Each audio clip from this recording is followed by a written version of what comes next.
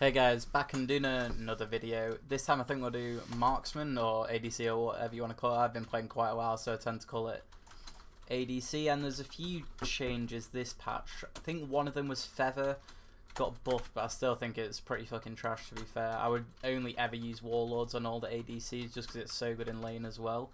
Whereas, I don't know, Feather, like the extra AD, you don't really need it because most of the champions that are good at the moment are like auto attack or crit type champions. The only one obviously I'd use it different on is potentially Varus if you're doing like a bit of a like niche Varus pick with Death-Eye Touch, and also probably Jhin with Death-Eye Touch as well. So yeah, we should get straight into the list really.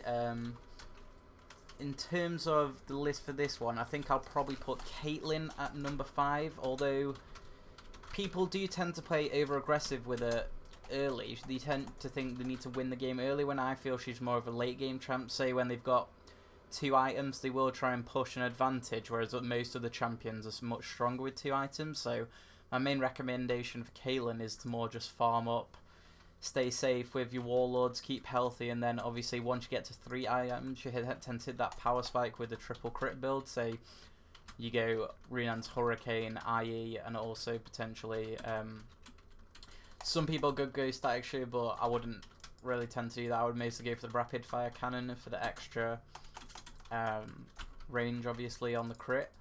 And people are tending to max Q now on Caitlyn as well, rather than the traps. In terms of the masteries, as I mentioned a minute ago, I do tend to use these masteries on every single AD champion, and that's probably my most played role, apart from Jhin, obviously, which is someone else in the list this time. I'll go for Death-Eye Touch on him. Next champion in the list, which is also one of the 3 Blade users that is in it, because Blade did get a buff last patch, and he always tends to be in the list, especially at higher elos, is Ezreal, especially because he's such a skill, and in my mind, actually internet-dependent champion. Like, depending on how good or how bad your internet is, this champion's gonna be vastly different, especially being as when we see in Korea it's picked all the time, just because say all the Koreans are playing on a ping of 7, whereas some people I know, especially where I'm from in the UK, will be playing up on like 40, and obviously in different areas be much worse.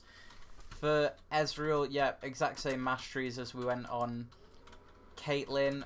Tends to be mid-game power spike with Ezreal after you've got 2 items, say on the Iceborne and also the Muramana.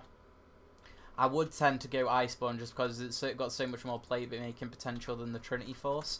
And obviously, most people tend to underestimate Ezreal in late game. I think he's pretty much one of the best carries in late game. Unfortunately, he's not in one that we see in this top 5, just because at the moment it seems to be like hyper carry champions, especially 2 of the others in the list, Vayne and Twitch, just ridiculous, because they're just managing to get a free lane with warlords and no one's ending the games quick enough. And then obviously with their assassination potential as well, they always tend to pick up a few kills. So that actually brings me on to one of them next in the list as well, which is Vayne, who actually got a nerf this patch, which was pretty unsurprising. It's just to nerf the crit build, I feel, and more like lean Vayne towards being a tank killer again, towards putting him towards Blade rather than building full AD, because they reduced the AD ratio on the tumble, which was critting people from pretty much a ridiculous amount. So it was like stack ship proc combined with, if you're getting the crit, the IE extra damage. In terms of Vayne, exact same masteries once again. Really no different. AD is just tend to have like set masteries each time, which tend to be the best. And we do have Jhin moving up from what I thought. I thought Vayne was higher last patch and second, but we do have Jhin, I would say, is second this patch, just because once again this is one of the champions where you could play it if it's fill role. It's so like ability based that, say you're used to playing mid lane or support or anything, if you're playing Jhin, most of his moves are like pretty easy to hit, especially the Q, the click one, which is quite a lot of his damage in lane. So if you're using like one auto, then Q for the auto attack reset, it's pretty much you're going to be dominating most lanes if you know how to play it. And it's especially good, I would say, against Vayne and against Ezreal, just walking up auto, Q, and then obviously W if you're trying to hit to get the 3 combos. And the difference between Jhin is you're mostly going to go for the Death-Eye Touch, just because I think it's quite a while back. A lot of his abilities got changed. This might have been last season to into using it as a single target, and Deathfire Touch tends to affect single targets with a lot more.